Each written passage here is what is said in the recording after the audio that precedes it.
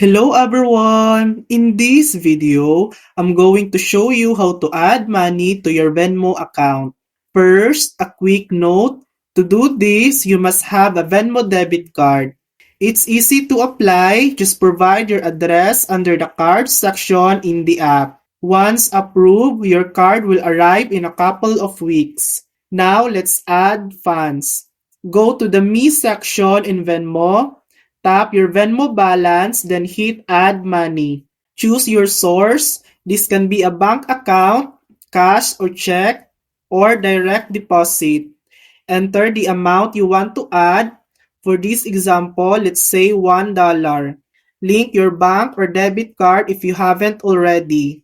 Tap Next, confirm, and then tap Add to complete the transfer. And that's it. That's how to add money to your Venmo account. Thanks for watching. If this video helped you, please like and subscribe for more helpful tutorials.